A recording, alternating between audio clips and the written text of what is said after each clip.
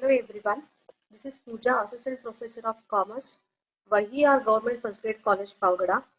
In this video, we are going to discuss about analysis and classification of cost, and in this, we are going to solve a simple problems on cost sheet. So, ನೀವು ಈ ವಿಡಿಯೋದಲ್ಲಿ ಏನ್ ಕಲ್ತ್ಕೊಂತೀರಾ ಅಂತಂದ್ರೆ simple problems ಅನ್ನ solve ಮಾಡೋದು ಯಾವ್ದ್ರ ಮೇಲೆ ಅಂತಂದ್ರೆ on cost sheet simple problems ಅನ್ನ ಸಾಲ್ವ್ ಮಾಡ್ತಾ ಹೋಗ್ತೀರಾ. ಸೊ ಫಸ್ಟ್ ನಿಮ್ಗೆ ಈಸಿ ಪ್ರಾಬ್ಲಮ್ಸ್ ಅನ್ನ ಅರ್ಥ ಮಾಡ್ಕೊಂಡ್ರೆ ನೆಕ್ಸ್ಟ್ ನೀವು ಡಿಫಿಕಲ್ಟ್ ಒನ್ ಅನ್ನ ಸಾಲ್ವ್ ಮಾಡ್ಬೋದು. ಸೊ ಈ ಈ ಇಲ್ಲೇನ್ ಆಲ್ರೆಡಿ ಲಾಸ್ಟ್ ವಿಡಿಯೋದಲ್ಲಿ ಕಾಸ್ಟ್ ಶೀಟ್ ಫಾರ್ಮೆಟ್ ಅನ್ನ ಕಲ್ತ್ಕೊಂಡ್ರಿ. ಸೊ ಆ ಕಾಸ್ಟ್ ಶೀಟ್ ಫಾರ್ಮೆಟ್ ಅನ್ನ ಯೂಸ್ ಮಾಡ್ಕೊಂಡು ಈ ವಿಡಿಯೋದಲ್ಲಿ ನಾವು ಸಿಂಪಲ್ ಪ್ರಾಬ್ಲಮ್ಸ್ ಅನ್ನ ಸಾಲ್ವ್ ಮಾಡ್ತಾ ಹೋಗ್ತೀವಿ. ಸೊ ನಾನು ಲಾಸ್ಟ್ ಕ್ಲಾಸ್ ಅಲ್ಲಿ ನಿಮ್ಗೆ ಆಲ್ರೆಡಿ ಎಕ್ಸ್ಪ್ಲೈನ್ ಮಾಡಿದೀನಿ ವಾಟ್ ಇಸ್ ಕಾಸ್ಟ್ ಶೀಟ್ ಅಂತ. Cost sheet is defined by CIMA UK as UK means United Kingdom, it is England, a document which provides for the assembly of the detailed cost of a center or a cost unit. So cost sheet antandre it's a document which provides for the assembly or the detailed cost of a center or a cost unit. So when the cost unit full details ಏನೇನ್ cost incur ಆಗಿದೆ. So direct material ಎಷ್ಟು, indirect material ಎಷ್ಟು, direct labour ಎಷ್ಟು, indirect labour ಎಷ್ಟು, factory overheads ಎಷ್ಟು, then selling and distribution overheads ಎಷ್ಟು, office and administrative expenditure ಎಷ್ಟು incur ಆಗಿದೆ, ಆ ಎಲ್ಲಾ ಡೀಟೇಲ್ಸ್ ಅನ್ನ ಪ್ರೊವೈಡ್ ಮಾಡ್ತಕ್ಕಂತ ನಾವು ಒಂದು ಡಾಕ್ಯುಮೆಂಟ್ ಏನಂತ ಹೇಳ್ತೀವಿ ಅಂದ್ರೆ cost sheet. It is statement, it is nothing but it's statement.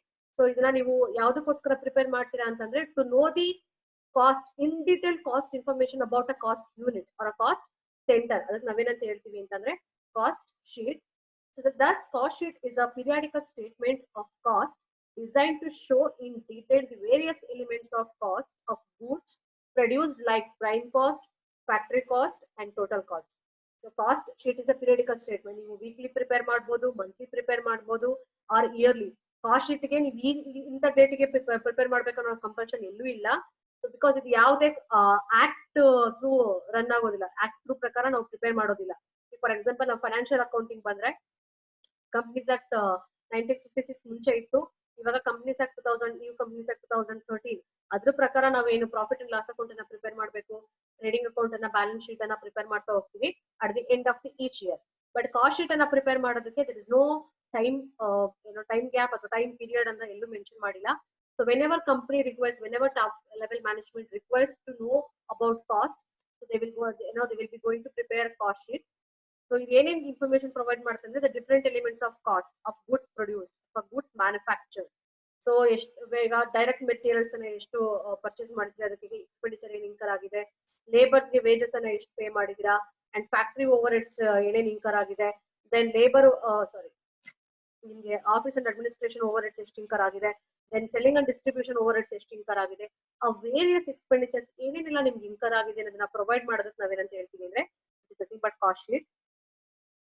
So in this problem, in this video, we are just going to solve a simple problem on cost sheet as I already told. So just move to the problem. Prepare a cost sheet from the following data relating to a manufacture of jeans. ಯಾವ್ದೋ ಒಂದು jeans manufacturer company ಇದೆ. So ಆ ಕಂಪ್ನಿಗೆ ಕೊಟ್ಟಿರ್ತಕ್ಕಂಥ ಡೇಟಾನ use ಮಾಡಿಕೊಂಡು we have to prepare the cost sheet. So ಏನೇನು information ಕೊಟ್ಟಿದ್ದಾರೆ ಅಂತ ನೋಡ್ತಾ ಹೋಗೋಣ. The first one is number of jeans manufactured during the month, that is 1000 jeans ಅನ್ನ ಮ್ಯಾನುಫ್ಯಾಕ್ಚರ್ ಮಾಡಿದ್ದಾರೆ. Then direct materials consume 20,000, direct labour 8,000. These are all in rupees. So 20,000 worth direct materials ಅನ್ನ consume ಮಾಡಿದ್ದಾರೆ and direct labour ಬಂದು 8,000. Then indirect labour in factory 2,500, supervision cost in factory 1,000, then factory premises rent 1,600, then factory lighting 600, oil for machines 1,000, depreciation of machines 500, office overheads 8,000, office salaries 2,000, then miscellaneous office expenses 1,000, selling and distribution overheads 6,000, and there is a note. It says a profit margin of 20% on the total cost of goods is expected on the sales of jeans. So ಎಷ್ಟು sales ಆಗಿರುತ್ತೋ ಆ expected sales ಅದು ಸಂಬಂಧಪಟ್ಟಂಗೆ cost of goods cost of goods sold ಇದೆ ಅಥವಾ cost of goods ಇದೆ ಅದ್ರ ಮೇಲೆ 20% profit margin ಅಂತ ಹೇಳಿದ್ದಾರೆ. So this is Profit margin is 20% of the total cost of goods is expected on the sale of jeans. So this is a problem. From this information we have to prepare the cost sheet. So ನಾನು already ಹೇಳಿದೀನಿ number of jeans manufacture ಮಾಡಿರೋದು output ಇರೋದು ನಿಮಗೆ 1000 and direct material ನೀವು ಎಷ್ಟು consume ಮಾಡಿದೀರಾ ಅಂತಂದ್ರೆ 20000 and direct labour ಬಂದು 8000 indirect labor 2500. These are all in rupees. Supervision cost 1000. Factory premises rent ಬಂದು ನಿಮಗೆ 1600 and then factory lighting ಬಂದು 600. Oil for machines 1000. Depreciation of machines 500. Office overheads ಬಂದು ನಿಮಗೆ 8000. Office salaries 2000. Miscellaneous office expenses rupees 1000. Selling and distribution overheads 6000 and there is a profit margin of 20%. So from this information we have to prepare the cost sheet. So already have prepared cost sheet. I'm just going to explain the things how we have to prepare the cost sheet. So ನೀವು cost sheet ಅನ್ನ prepare ಮಾಡಬೇಕಾದ್ರೆ first you have to write the heading cost sheet for the period. ಅವ್ರು ಯಾರು in case ಏನಾದ್ರು period ಕೊಟ್ಟಿದ್ರೆ for example 2019 ಅಥವಾ 31st March 2020 ಅಥವಾ 2020 whatever ಏನ್ ಡೇಟ್ ನಿಮಗೆ ಪ್ರಾಬ್ಲಮ್ ಅಲ್ಲಿ ಪ್ರೊವೈಡ್ ಮಾಡಿರ್ತಾರೆ use that date. If it is not provided, just write like this: cost sheet for the period, small dash dot is going to dash again. So this is the format how we are going to prepare. First we have to put a heading cost sheet for the period. So next you have to put 3 columns. So particulars, total, units, then per unit. So total first particulars ತಗೊಳ್ತೀರಾ, then total units, then per unit. So ನಾನು ಯಾಕೆ ಇಲ್ಲಿ ಮಧ್ಯೆ ಇನ್ನೊಂದು column ಹಾಕೊಂಡಿದ್ದೀನಿ ಅಂದ್ರೆ ಇಲ್ಲಿ ನಿಮಗೆ ಇಲ್ಲಿ ಬರ್ತಕ್ಕಂಥ ಸಬ್ ಕಾಲಮ್ ಅಥವಾ ಏನ್ ಅಮೌಂಟ್ ಕಾಲಮ್ ಇನ್ನೊಂದು ಎಕ್ಸ್ಟ್ರಾ ಹಾಕೊಂಡಿದ್ದೀನಿ ಅಷ್ಟೇ.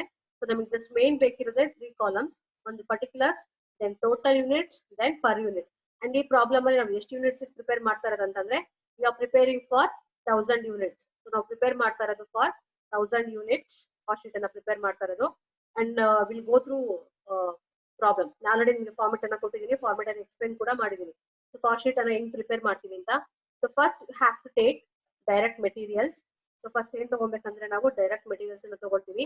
ಅಂಡ್ ಡೈರೆಕ್ಟ್ ಮೆಟೀರಿಯಲ್ಸ್ ನೀವು ಎಷ್ಟು ಕನ್ಸ್ಯೂಮ್ ಮಾಡಿದ್ರೆ ಈ ಪ್ರಾಬ್ಲಮ್ ಅಲ್ಲಿ ಅಂದ್ರೆ they have given 20000.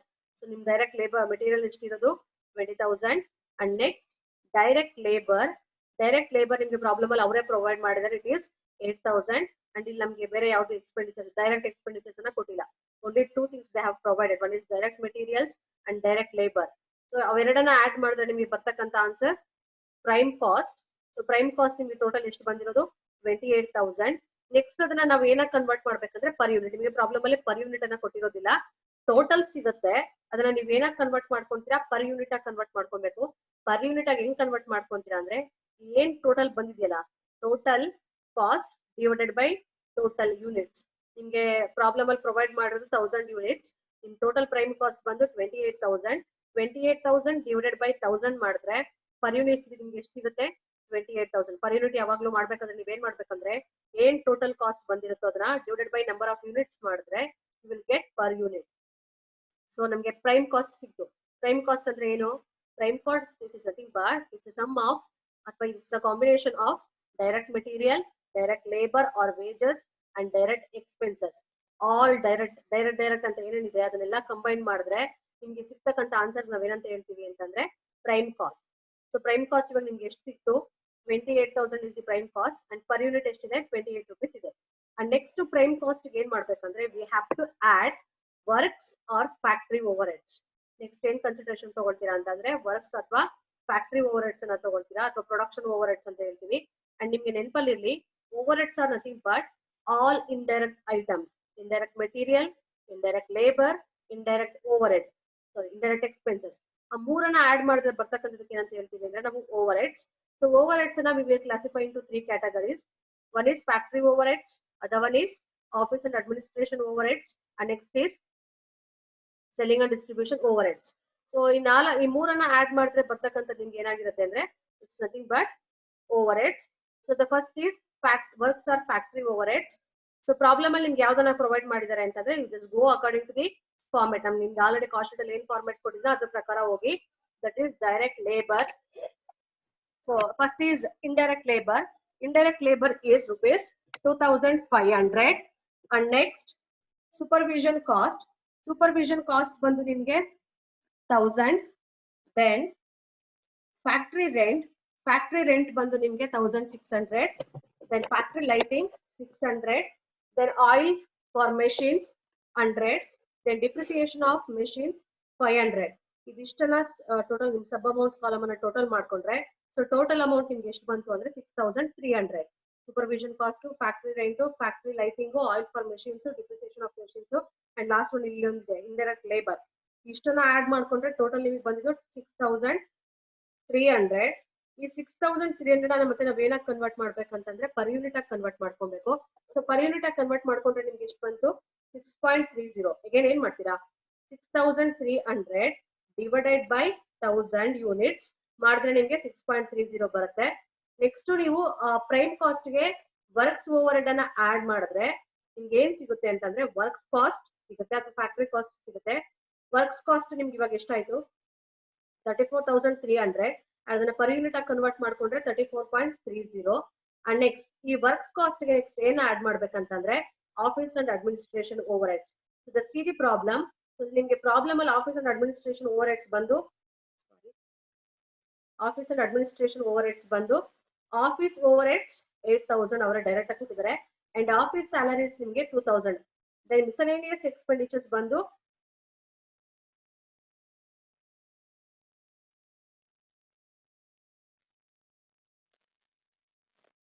So next is miscellaneous expenditures. ಇದಿಷ್ಟನ್ನ ಟೋಟಲ್ ಮಾಡಿದ್ರೆ ನಿಮ್ಗೆ ಬರ್ತಕ್ಕಂತ ಆನ್ಸರ್ 11,000. ಸೊ ಮಿಸಲೇನಿಯಸ್ ಎಕ್ಸ್ಪೆಂಡಿಚರ್ ಬಂದು ನಿಮ್ಗೆ 1000 ರೂಪೀಸ್ ಇದೆ. 8000 ಪ್ಲಸ್ 2000 ಪ್ಲಸ್ 1000 ಮೂರನ್ನ ಆಡ್ ಮಾಡಿದ್ರೆ ನಿಮ್ಗೆ ಟೋಟಲ್ ಎಷ್ಟಾಗುತ್ತೆ ಅಂದ್ರೆ 11,000. ಅದನ್ನ ಪರ್ ಯೂನಿಟ್ ಆಗಿ ಕನ್ವರ್ಟ್ ಮಾಡಿದ್ರೆ it is 11 rupees. So this is office and administration. Office and administration overheads ಅನ್ನ ನಾವು ಯಾವ್ದಕ್ಕೆ ಮತ್ತೆ ಆಡ್ ಮಾಡ್ತೀವಿ ವರ್ಕ್ಸ್ ಕಾಸ್ಟ್ ಗೆ ಆಡ್ ಮಾಡ್ತೀವಿ. ಸೊ ವರ್ಕ್ಸ್ ಕಾಸ್ಟ್ ಗೆ office and administration overheads ಅನ್ನ ಆಡ್ ಮಾಡಿದ್ಮೇಲೆ ಬರ್ತಕ್ಕಂತ ಆನ್ಸರ್ ನಾವೇನಂತ ಹೇಳ್ತೀವಿ ಅಂತಂದ್ರೆ cost of production. Cost of production ನಿಮ್ಗೆ ಎಷ್ಟಾಯ್ತು ಇವಾಗ 45,300. ಅದನ್ನ ಪರ್ ಯೂನಿಟ್ ಆಗಿ ಕನ್ವರ್ಟ್ ಮಾಡ್ಕೊಂಡ್ರೆ 45.30. 45,300 ಡಿವೈಡೆಡ್ ಬೈ 1000 ಯೂನಿಟ್ಸ್ ಅನ್ನ ಹಾಕಿದ್ರೆ ನಿಮ್ಗೆ ಬರೋ ಆನ್ಸರ್ 45.30. ಅಂಡ್ ನೆಕ್ಸ್ಟ್ ಈ ಕಾಸ್ಟ್ ಆಫ್ ಪ್ರೊಡಕ್ಷನ್ ಗೆ ನೆಕ್ಸ್ಟ್ ಏನ ಆಡ್ ಮಾಡ್ತೀವಿ ಅಂತಂದ್ರೆ selling and distribution over heads. So problem ಅಲ್ಲಿ ನಿಮ್ಗೆ ಸಬ್ ಐಟಮ್ಸ್ ಅನ್ನ ಏನು ಪ್ರೊವೈಡ್ ಮಾಡಿಲ್ಲ, ಜಸ್ಟ್ ಡೈರೆಕ್ಟ್ ಆಗಿ ಅವರೇ ಅಮೌಂಟ್ ಅನ್ನ ಕೊಟ್ಟಿದ್ದಾರೆ. ಟೋಟಲ್ ಎಷ್ಟಿದೆ ನಿಮ್ಗೆ 6000 ಇದೆ. ಅದನ್ನ ಪರ್ ಯೂನಿಟ್ ಆಗಿ ಕನ್ವರ್ಟ್ ಮಾಡ್ಕೊಂಡ್ರೆ ಇಟ್ ಇಸ್ 6 rupees. ಹೆಂಗ್ ಬಂತು ಅಂದ್ರೆ 6000 ಡಿವೈಡೆಡ್ ಬೈ 1000 ಮಾಡಿದ್ರೆ ನಿಮ್ಗೆ ಪರ್ ಯೂನಿಟ್ ಎಷ್ಟು ಸಿಕ್ತು 6 rupees ಸಿಕ್ತು. ಅಂಡ್ ನೆಕ್ಸ್ಟ್ ಈ ಸೆಲ್ಲಿಂಗ್ ಅಂಡ್ ಡಿಸ್ಟ್ರಿಬ್ಯೂಷನ್ ಅನ್ನ ಕಾಸ್ಟ್ ಆಫ್ ಪ್ರೊಡಕ್ಷನ್ ಗೆ ಆಡ್ ಮಾಡಿದ್ರೆ ಬರ್ತಕ್ಕಂತ ಆನ್ಸರ್ ನಿಮ್ಗೆ ಟೋಟಲ್ ಕಾಸ್ಟ್. ಟೋಟಲ್ ಕಾಸ್ಟ್ ಎಷ್ಟಿದೆ 51,300 ಆಯ್ತು. ಅಂಡ್ ಪರ್ ಯೂನಿಟ್ ಈಗ 51.3130 ಆಯ್ತು. ಸೊ ನೆಕ್ಸ್ಟ್ ಇವಾಗ ನಾವ್ ಏನ್ ಮಾಡ್ಬೇಕಂದ್ರೆ we have to find out the sales. ನಿಮ್ಗೆ ಪ್ರಾಬ್ಲಮ್ ಅಲ್ಲಿ ಏನ್ ಪ್ರೊವೈಡ್ ಮಾಡಿರೋದಿಲ್ಲ ಅಂದ್ರೆ ಸೇಲ್ಸ್ ಅನ್ನ ಪ್ರೊವೈಡ್ ಮಾಡಿರೋದಿಲ್ಲ. ಈ ಸೇಲ್ಸ್ ಅನ್ನ ಕ್ಯಾಲ್ಕುಲೇಟ್ ಮಾಡೋದಕ್ಕೆ ಅವ್ರು ಏನ್ ಕೊಟ್ಟಿರ್ತಾರೆ ಅಂದ್ರೆ they will be giving profit percentage, profit margin ಅನ್ನ ಪ್ರೊವೈಡ್ ಮಾಡಿದ್ದಾರೆ. ಸೊ ನೀವು ಲಾಸ್ಟ್ ಸ್ಲೈಡ್ ಪ್ರಾಬ್ಲಮ್ ಅಲ್ಲಿ ನೋಡಿದ್ರೆ ಇಲ್ಲಿ ಲಾಸ್ಟ್ ನೋಟ್ ಅಂತ ಇದೆ. So note a profit margin of 20% on the total cost of goods is expected on the sales of jeans ಅಂತ ಹೇಳಿದ್ದಾರೆ. ಸೊ ಈ ಅಡ್ಜಸ್ಟ್ಮೆಂಟ್ ಅನ್ನ ಇಟ್ಕೊಂಡು we will calculate the sales. So profit 20% on total cost. ಈ 51,300 ಏನಿದೆ ಅದ್ರ ಮೇಲೆ ನೀವು 20% ಅನ್ನ ಅಪ್ಲೈ ಮಾಡಿದ್ರೆ you will get the profit. So profit ಅನ್ನ ಫೈಂಡ್ ಔಟ್ ಮಾಡ್ಕೊಂಡಾದ್ಮೇಲೆ you can easily calculate the sales amount.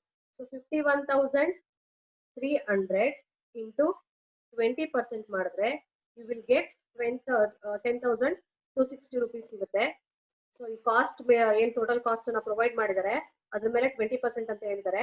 So in case ನಿಮ್ ಪ್ರಾಬ್ಲಮ್ ಅಲ್ಲಿ ಯಾವಾಗಲೂ ಕಾಸ್ಟ್ ಅಂತ ಹೇಳೋದಿಲ್ಲ, ಆನ್ ಸೇಲ್ಸ್ ಅಂತ ಕೂಡ ಕೊಡ್ಬೋದು. So if it is on sales ಅದ್ರ ಏನ್ ಮಾಡ್ಕೊಂತೀರಾ 20/80 ಮಾಡ್ಕೊಂತೀರಾ. ಸೊ ಅವ್ರು ಆಲ್ರೆಡಿ ಕಾಸ್ಟ್ ಮೇಲೆ ಕೊಟ್ಟಿರೋದ್ರಿಂದ ಸೊ 51,300 ಇಂಟು 20/100 ಮಾಡಿದ್ರೆ ಯು ವಿಲ್ ಗೆಟ್ 10,260. ಅದನ್ನ ಪರ್ ಯೂನಿಟ್ ಆಗಿ ಕನ್ವರ್ಟ್ ಮಾಡ್ಕೊಂಡ್ರೆ 10.26. 10,260 divided by 1000 10.26 that is per unit. And next last ಏನ್ ಮಾಡ್ಬೇಕು ಸೇಲ್ಸ್. ಸೊ ಟೋಟಲ್ ಕಾಸ್ಟ್ ಗೆ ಪ್ರಾಫಿಟ್ ಅನ್ನ ಆಡ್ ಮಾಡಿದ್ರೆ ನಿಮಗೆ ಬರ್ತಕ್ಕಂತ answer sales 61,560. So that is ನಿಮಗೆ ಅದನ್ನ ಪರ್ಸೆಂಟೇಜ್ ಪರ್ ಯೂನಿಟ್ ಕನ್ವರ್ಟ್ ಮಾಡಿದ್ರೆ 61.56. So this is a way of calculating the preparation of the cost sheet. ಮತ್ತೆ ನಾನು ಇನ್ನೊಂದ್ಸಲ ಎಕ್ಸ್ಪ್ಲೈನ್ ಮಾಡ್ತೀನಿ. ಫಸ್ಟ್ ಹೇಡಿಂಗ್ ಕಾಸ್ಟ್ ಶೀಟ್ ಅಂತ ತಗೊಳ್ತೀರಾ, ಅದಾದ್ಮೇಲೆ particulars total units then per unit. Problem ಅಲ್ಲಿ ಟೋಟಲ್ ಯೂನಿಟ್ಸ್ ಅವರೇ ಕೊಟ್ಟಿರ್ತಾರೆ, ದಟ್ ಇಸ್ 1000 ಈ ಪ್ರಾಬ್ಲಮ್ ಅಲ್ಲಿ ಕೊಟ್ಟಿರೋದು. ನೀವು ಕ್ಯಾಲ್ಕುಲೇಟ್ ಮಾಡ್ಬೇಕಾಗಿರೋದು ಪರ್ ಯೂನಿಟ್ ಅನ್ನ ಕ್ಯಾಲ್ಕುಲೇಟ್ ಮಾಡ್ಕೊಂತ ಹೋಗ್ತೀರಾ. ಸೊ ನೆಕ್ಸ್ಟ್ ನಾವು ಕಾಸ್ಟ್ ಶೀಟ್ ಫಾರ್ಮೆಟ್ ಪ್ರಕಾರ ಹೋಗ್ಬೇಕು. ಫಸ್ಟ್ ಏನ್ ತಗೊಳ್ತೀರಾ, ಡೈರೆಕ್ಟ್ ಮೆಟೀರಿಯಲ್ಸ್ ಅವರೇ ಪ್ರಾಬ್ಲಮ್ ಅಲ್ಲಿ ಕೊಟ್ಟಿದ್ದಾರೆ 20,000. ದೆನ್ ಡೈರೆಕ್ಟ್ ಲೇಬರ್ ಅವರೇ ಪ್ರಾಬ್ಲಮ್ ಅಲ್ಲಿ ಕೊಟ್ಟಿದ್ದಾರೆ 8,000. ದೆನ್ ನೀವು ಅವೆರಡನ್ನ ಆಡ್ ಮಾಡಿದ್ರೆ ಬರ್ತಕ್ಕಂತ answer prime cost. So in case ಇನ್ನ ಒಂದು ಐಟಮ್ ಕೊಟ್ಟಿರ್ತಾರೆ ದಟ್ ಇಸ್ ಡೈರೆಕ್ಟ್ ಎಕ್ಸ್ಪೆಂಡಿಚರ್ಸ್. ಈ ಪ್ರಾಬ್ಲಮ್ ಅಲ್ಲಿ ಡೈರೆಕ್ಟ್ ಎಕ್ಸ್ಪೆಂಡಿಚರ್ಸ್ ಅನ್ನ ಕೊಟ್ಟಿಲ್ಲ. ಅಂಡ್ ಡೈರೆಕ್ಟ್ ಲೇಬರ್ ಗೆ ಇನ್ನೊಂದು ಟರ್ಮ್ ಏನ್ ಯೂಸ್ ಮಾಡ್ತಾರೆ ಅಂದ್ರೆ direct wages. So prime cost ಇವಾಗ ನಿಮ್ಗೆ ಟೋಟಲ್ ಎಷ್ಟಾಯ್ತು 28,000. ಅದನ್ನ ಏನಾಗಿ ಕನ್ವರ್ಟ್ ಮಾಡಬೇಕು, ಪರ್ ಯೂನಿಟ್ ಆಗಿ ಕನ್ವರ್ಟ್ ಮಾಡಬೇಕು. ಪರ್ ಯೂನಿಟ್ ಆಗಿ ಹೆಂಗ್ ಕನ್ವರ್ಟ್ ಮಾಡ್ತೀರಾ, 28,000 ಡಿವೈಡೆಡ್ ಬೈ 1000 ಯೂನಿಟ್ಸ್ ಅನ್ನ ಮಾಡಿದ್ರೆ so whatever the total amount you will get, that should be divided by 1000 units, that is number of units, 28 rupees you got. Then ಆ prime cost ಗೆ next ನಿಮ್ format ಪ್ರಕಾರ ಏನ್ add ಮಾಡ್ಬೇಕಂತಂದ್ರೆ works or factory overhead. So indirect labour, then supervision cost, factory rent, factory lighting, oil for machines, depreciation of machines. ಇದೆಲ್ಲ ನಿಮ್ಗೆ ಹೆಂಗ್ ಗೊತ್ತಾಯ್ತು ಅಂದ್ರೆ ಥ್ರೂ ಕಾಸ್ಟ್ ಶೀಟ್ ಫಾರ್ಮೆಟ್. ಆ ಫಾರ್ಮೆಟ್ ಅಲ್ಲಿ ಏನಿದೆಯೋ ಅದ್ರ ಪ್ರಕಾರನೇ ಹೋಗಿ.